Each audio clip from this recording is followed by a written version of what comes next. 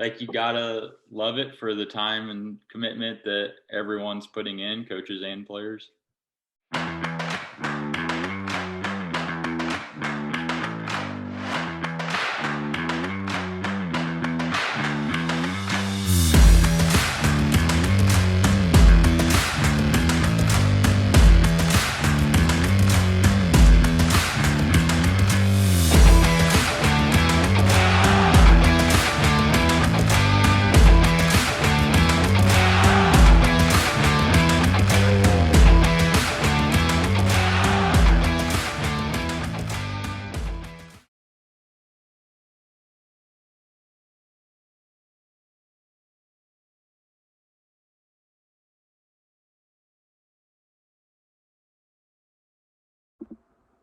Welcome back. Today I'm interviewing Joe Sheridan, pitching coach at Sienna College.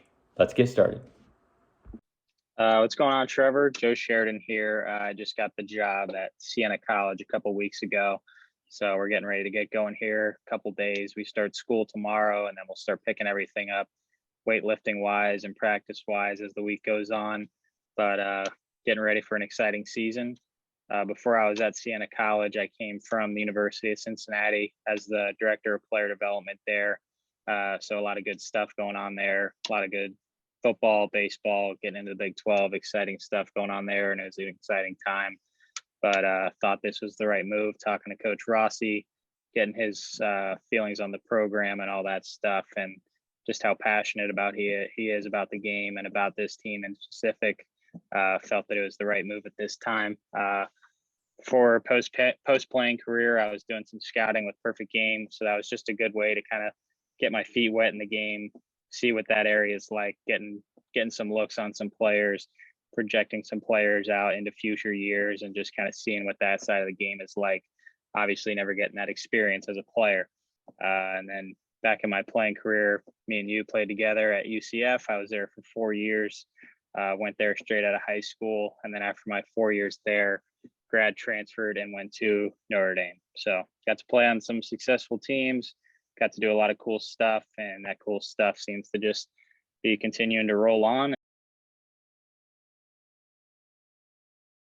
Yeah, I think as a freshman, that's kind of where you try and do your homework before you get there and ask as many questions as possible just to get a read on what's going on there. And then if you're the senior, you're kind of just looking in the mirror every day when you get into those last couple of years, and maybe I'll get drafted, maybe I won't, but it's coming time to that, or it's coming to the end of when you're probably going to have to take those cleats off for the last time at some point, and just looking in the mirror and saying, what do I want this to be? Like, what do I want my last year to be?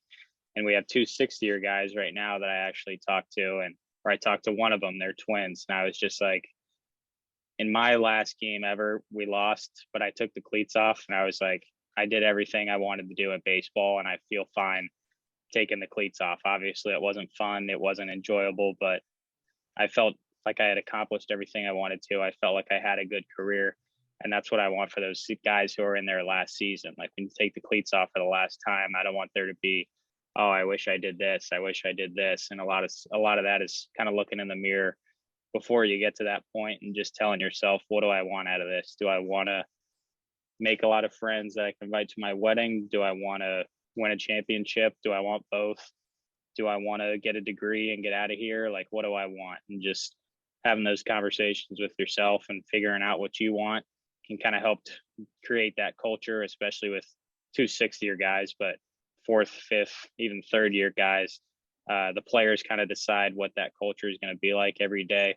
So you try and create that from a coaching perspective, just having those conversations and making guys aware of that, maybe not on a daily basis, but just kind of trying to bleed it in here and there so that guys are aware of kind of what we got going on and what our goals are as a team. Because everybody wants to win a championship, but only one team can every year. So you got to have goals outside of that too. And that's kind of what we're striving for here. Yeah, I think that's spot on. The being able to step outside of, the situation you're in, look at it critically and make a decision to change it if it's not what you want. Yeah, for sure.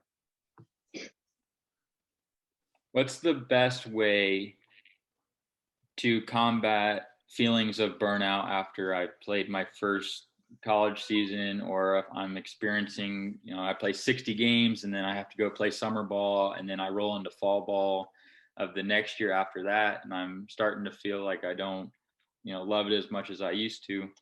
What's a good way of kind of starting combating that before it snowballs into something where I'm just done playing? Yeah, I think just consciously being aware of how cool the opportunity that you're given is. Like, we played at UCF, you're playing with the Yankees, I played at Notre Dame, I'm a pitching coach at 24. Like, being conscious of how special the opportunities that a ton of guys and me and you in specific have kind of had, and just being able to realize that you're not going to be able to do this for your whole life, and not a lot of people ever get to be able to do the stuff that we've done, can just bring you a lot of joy and a lot of appreciation for kind of what you're doing in the day in, day out. And obviously there's a lot of stuff that's hard, and it can get monotonous, and it can get lead to that burnout type feeling. But the biggest thing for me, I think, was just kind of resetting and being like, all right, I need to appreciate the opportunities that I've been given, and just kind of go into every day with that mindset. Like, you're going to do things that you don't want to do. You're going to do things that kind of seem like they don't make sense. But uh, at the end of the day, you're doing stuff that a lot of people don't get to do, and you're doing the things that you want to do. Like me and you, we wanted to play baseball, and we were playing baseball at a high level. So just kind of not taking that for granted, which can happen at times when you're in it and you're doing it every day. You can kind of take it for granted that you're doing the stuff that you dreamed about when you were 10, 11, 12 years old, and that you were telling your teachers you were going to do when you were older. So I think the biggest thing for me was listening to I don't know if you'd call it a podcast. It's a YouTube channel called Impact Theory. And I was listening one day. It was a Western monk from Asia, just kind of talking to this guy from the US about growing and growth mindsets. And the guy was saying, I think growth is a foundation for joy. So you have to grow to be able to be happy. And the Western monk was kind of like, that's such a American Eastern mindset of, you always have to be growing. And we talk about it so much, being in a growth mindset, always pushing forward. But it's actually the opposite, where joy has to be a foundation for growth. And you have to appreciate and love the things that you're doing, so that your body's not resistant to change. And we kind of face that in the game of baseball all the time, where I'm 14. Once I hit 85, I'll be the man. Once I hit 90, I'll be the man. And then I hit 90, and then now I have to hit 95, and then I hit 95. And then I have to commit to a D1 school, and now I have to be a starter at a D1 school. And you're always trying to push to the next thing, which is good. But we kind of get lost and not appreciating when we do achieve our goals.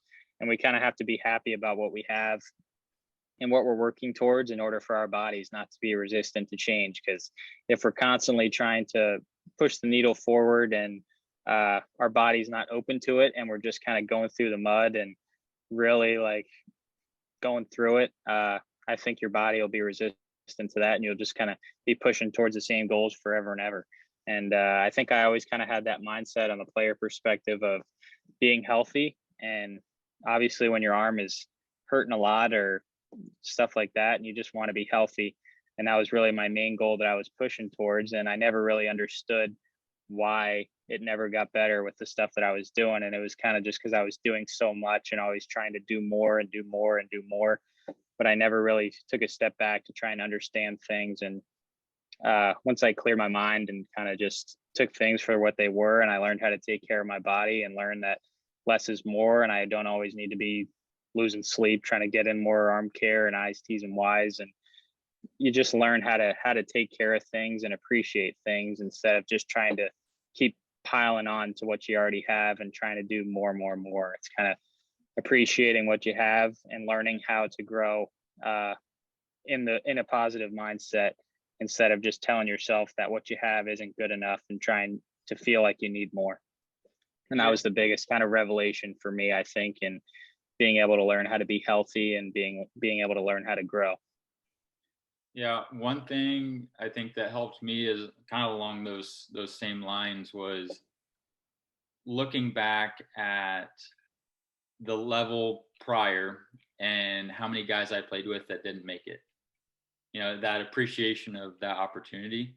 So, if you're in little league, you know, it's half my team from T-ball is not playing little league, and then you make whatever the high school team. Well, half of those guys, it's a pyramid. It's half of those guys on my high school team, um, you know, or half the guys on the little league team are not on my high school team, and you make it to college, and it's only a handful of those high school guys that are playing college, and you make it to pro ball, and it's only a handful of those guys, and and then in pro ball, it's each level. Oh, I played with a guy in rookie ball. It's not there anymore, and you move up and appreciating, you know, and being able to look back critically on how far you've come and the sacrifices you've been up to make it that far, but it's been worth it because you've made it farther than a lot of your buddies, no matter what level. Yeah, exactly. And when you're in that position, you always compare yourself to the next level up. So when you're the high school guy, you compare yourself to the college guy. When you're the college guy, you compare yourself to the draft guy, instead of comparing yourself to yourself and saying, a year ago I was doing this and now I'm doing this, and all the work I've been putting in has been paying off. And you see it so much. Like, even LeBron just sent out a tweet, even though it was lyrics or whatever, saying that he needs to be compared to Tom Brady and MJ. Like, even at the highest level, like, people widely consider him the best player in basketball for the last however many years, and he's still trying to be as good as Michael Jordan or Tom Brady. So comparing yourself to yourself and kind of looking back again in the mirror and seeing who you were and who you are now is a big thing for growth for me, and focusing on yourself and not others. Yeah, and the distinction between that and chasing a guy to get better is much different too. Like, look at the guy ahead of you, try to catch him as far as skills, what he's doing, whether it's, oh, he's locating a fastball better than me, I'm going to chase him for that. That's different than comparing yourself and like the way we're talking about, where it's not healthy. Mm-hmm. Yeah, and again, I think that's the biggest, where you kind of have to have that on-off switch, because then when, at least for me, when I'm on the field, like, I want that switch to flip to where all I want to think about is being better than whoever else is on the field, because that's all that matters. When you're on the field, all that matters is winning. And for me, that was my biggest goal, was to win. So, if I went out and felt like I had a good game or something and we didn't win, I didn't feel like it was a good game. But then off the field, kind of taking from the guys who you think may have a better skill set, and learning from them and seeing what they do that maybe you don't do, and just talking to people around the game and seeing how you can incorporate things to better yourself, and not always to just chase the next guy, but to kind of chase the best version of yourself. And then when you flip that switch on the field and you try to be the best version of yourself and outskill all the other guys who are on the field. So that's kind of the way I look at it, and keeping that healthy mindset off the field, where you're always trying to get better. And then I personally think it's the healthy mindset when you're on the field to try and be better than everybody else. Yeah, and the best version of yourself always gives you room to grow, versus if you're chasing somebody, because eventually you're going to be the big dog if you're continuing to grow. But once you're on top, who do you chase? So if you're always looking or always competing with yourself, you'll always get better.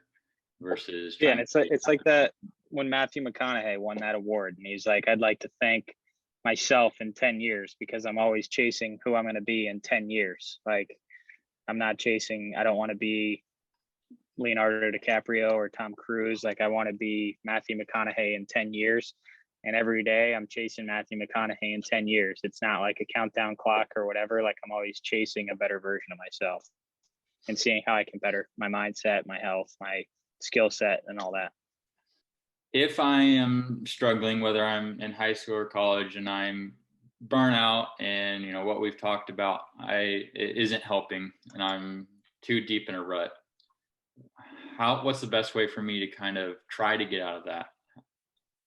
I think this is something that I want to try from a coach's perspective, is I know a lot of people are probably out on this, but keeping the fun and throwing the football, kicking the soccer ball, playing pickup basketball, like things that are fun athletically, going fishing, like doing things that you enjoy and separating yourself from the failure you're seeing in the game or something is a good way to kind of reset and reflect on why you get into athletics, why, and then in any job, why you got into that job and what made you successful to get to that point was just, again, going back to enjoying it, enjoying getting better, enjoying competing against everybody else. So for me, I think just finding ways for guys athletically to have fun, because that's kind of when you're struggling and you get that burnout, is you're losing the fun on the athletic side of things because of the failures that you've seen or just because of the grind that you've been through. So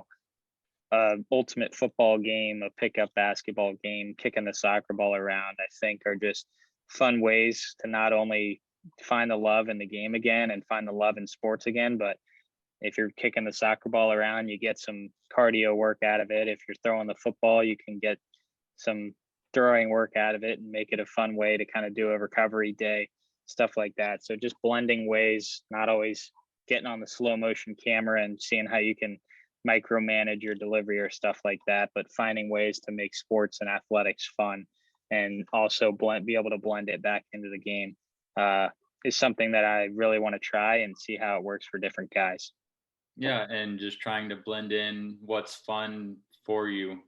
Somebody enjoys a different part of the game, whether it's some guys like the weight room more, some guys like throwing the baseball, some guys like, whatever, it doesn't really matter, but what's fun for you.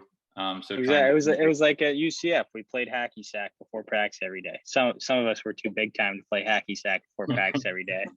Guys in the Yankee hats and shirts, but we just tried to find ways to have fun before we practiced hard, and we knew we were going to practice hard. So we kind of tried to find ways to separate from that mentally and physically before we go out there. Yeah, no, absolutely. And it doesn't have to be baseball related, and sometimes it's better if it's not. Exactly. Yeah. You're thinking about baseball 24/7. So sometimes doing something way out of character or something way out of the norm can just kind of separate you from that and give you that mental break that a lot of guys need.